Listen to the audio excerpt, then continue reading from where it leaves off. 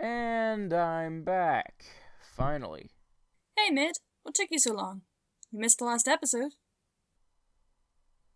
Oh, fought a monster, played some chess, presided over a wedding, the usual. So many questions, but I think I'll ask later. You want to cover the next episode? Sure. Welcome back to Midnight and Midnight.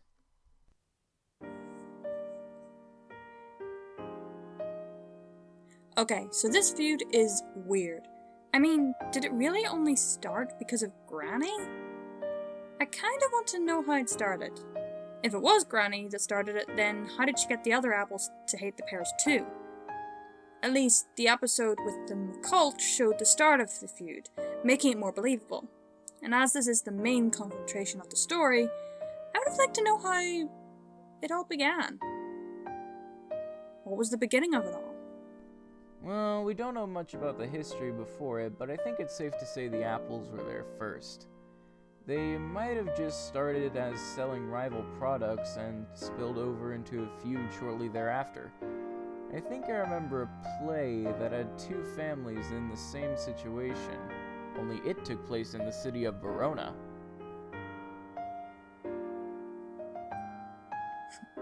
Yeah, I couldn't not watch this episode and not see the comparison. However, it doesn't take away from the episode in my eyes. In fact, I feel it's a nice way of introducing the story to children, without the darker ending. It still has a sad ending, but it's nowhere near as bad. Agreed. Nothing freaks kids out like one of the characters declaring a plague on both your houses.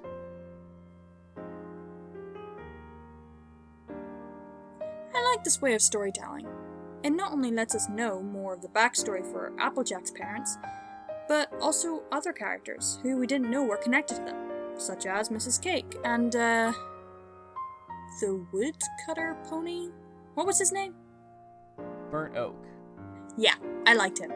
It also shows the Apple Kids' reactions, something that wouldn't necessarily have happened in the simple flashback, like what happened with Granny's Storytime. Introducing some new faces adds a certain element of randomness and mystery to an otherwise cut and dry one POV story. Good storytelling is made when a bunch of elements are strung together expertly.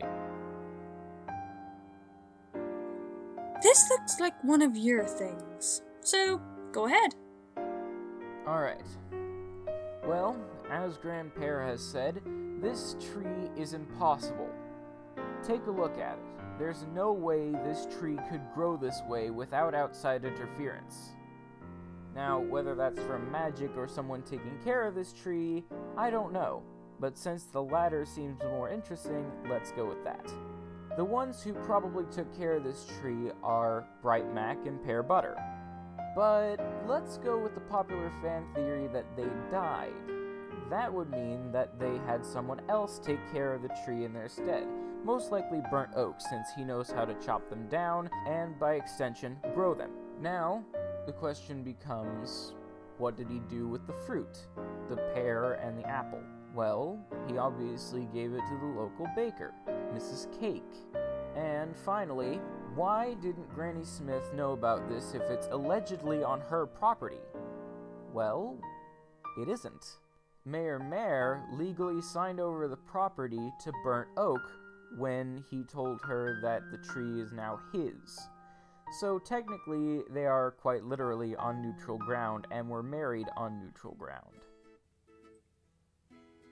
Well, overall, I liked this episode. It was fun and really sweet. Actually, one last thing before we end this off. Huh? Since I wasn't here last time, I have a theory. Okay, but maybe another time. We've already covered that episode. Nope, shush. The Master is talking. Now, Discord is a being of chaos, so we can also assume that the other Draconiqui are also beings of chaos. Well, ponies, being beings of order, when they found the Draconiqui, would obviously want them to be more orderly, sophisticated. That is, if the Canterlot ponies were the ones to find them first, and let's be honest, they probably were.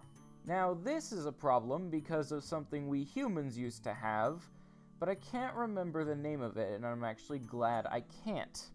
Because it's basically saying that some people are just uncivilized, and it is our job to civilize them, bring them into society. Now, let's say this happened with the Draconiqui, and I'm not saying it did, but it does explain a few things. Because the ponies would teach them how to act proper, and, of course, how to be orderly instead of chaotic.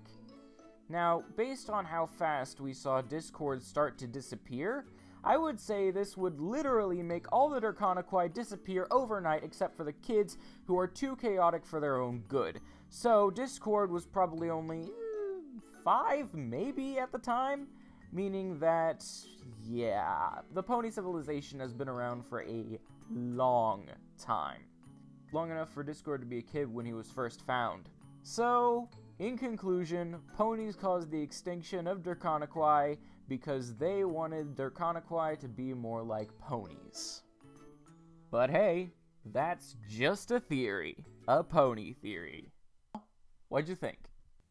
Just one word. Run. Uh-oh.